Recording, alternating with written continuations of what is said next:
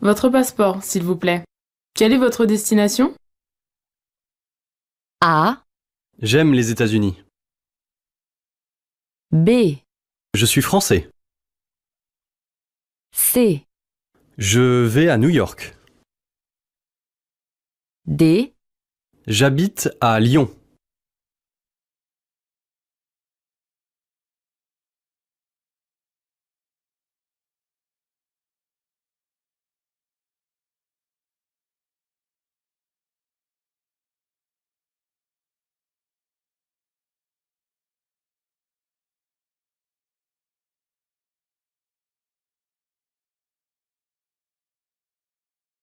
Écoutez l'extrait sonore et les 4 propositions. Choisissez la bonne réponse. J'ai fini mon livre, je n'ai plus rien à lire. Si tu vas à la bibliothèque, est-ce que tu pourrais me prendre un roman d'amour? A, Bien sûr. Je te prête ma carte. B, D'accord. Je vais choisir une belle histoire. C, Oui, ils ont beaucoup de journaux. D, Parfait. J'irai l'acheter demain.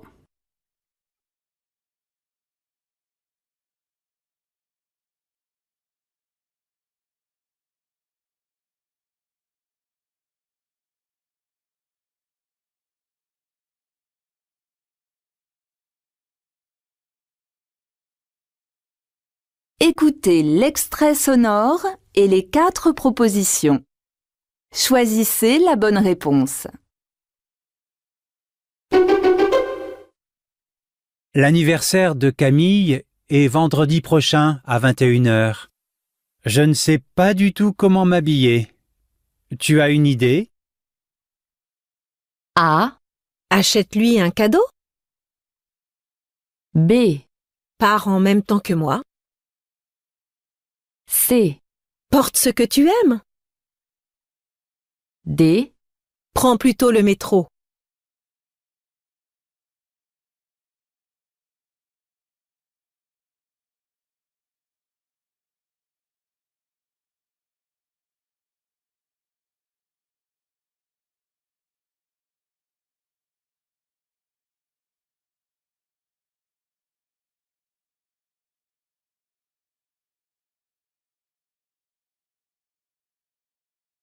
Écoutez l'extrait sonore et les 4 propositions. Choisissez la bonne réponse. Excusez-moi, vous savez à quelle heure passe le bus 37?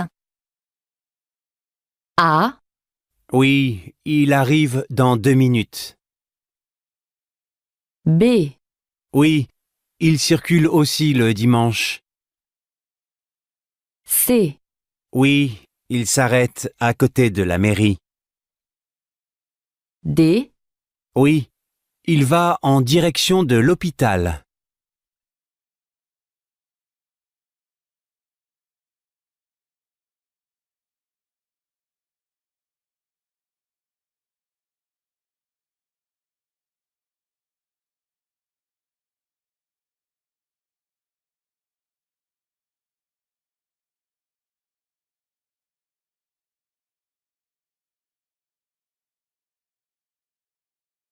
Écoutez le document sonore et la question. Choisissez la bonne réponse. Tu es en forme? Quel est ton secret? Je prends des cours de gym. Ça t'intéresse? Pourquoi pas? Mais je dois trouver quelqu'un pour garder les enfants. Tu y vas souvent? 2 fois par semaine, le lundi et le jeudi à 19 heures. Et c'est 10 € la séance. Viens avec moi la prochaine fois, tu pourras essayer. Quel est le thème de la conversation?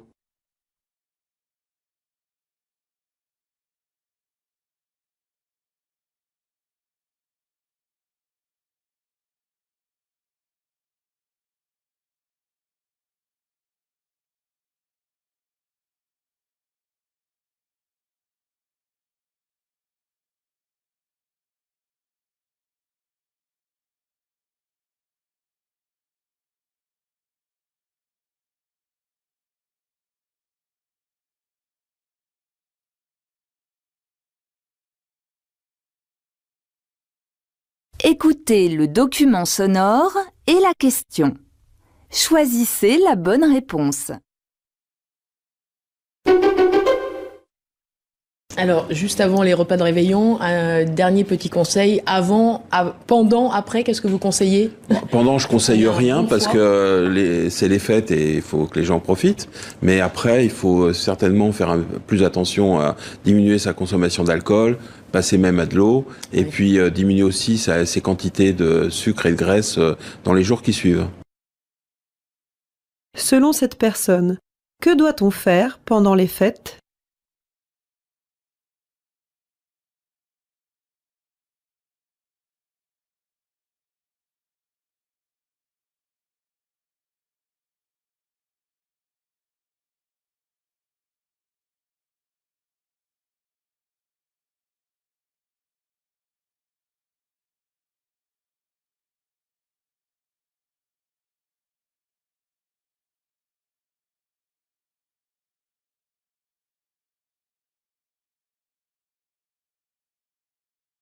Écoutez le document sonore et la question. Choisissez la bonne réponse. Voici donc Farid. Il est chorégraphe et possède sa propre compagnie. J'enseignais la danse. Et là, je gagnais bien ma vie. Et du moment où j'ai commencé à faire de la chorégraphie, c'était pas la même chose, quoi. Et vivre de la danse, ça a été très dur et très long. Je travaillais à l'usine et j'avais ma pratique en parallèle, quoi. Avoir une compagnie, c'est aussi faire du management, c'est-à-dire gérer des équipes. C'est aussi une entreprise, donc il faut gagner de l'argent, il faut pouvoir payer les gens correctement. Qu'explique Farid?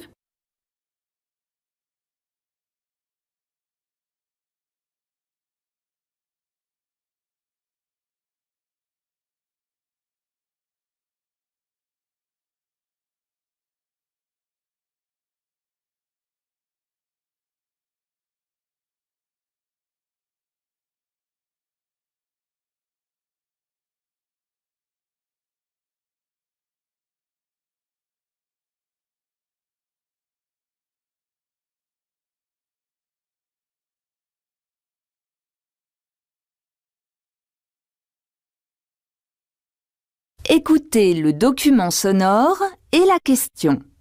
Choisissez la bonne réponse.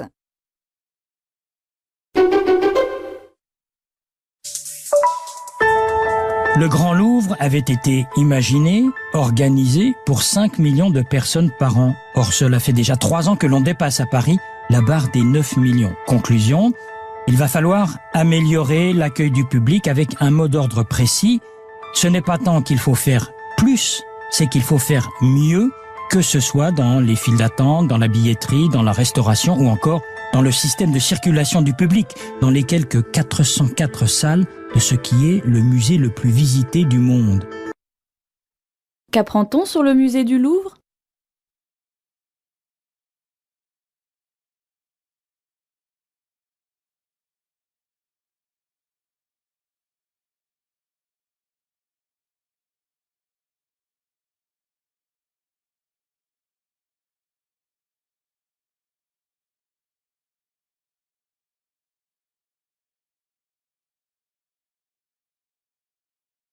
Écoutez le document sonore et la question. Choisissez la bonne réponse. L'histoire ne l'a pas vraiment retenu. La francophonie a aujourd'hui 40 ans, mais qui sait vraiment qu'elle est née au Niger? Le 20 mars 1970 pourtant, 21 États et gouvernements se réunissent ici, à l'Assemblée nationale de Niamey. C'est le président nigérien Hamani Diori qui dirige la réunion. Mesdames et messieurs, en souhaitant la bienvenue au Niger, je déclare ouverte la deuxième conférence des pays entièrement ou partiellement de langue française. De quoi parle ce reportage ?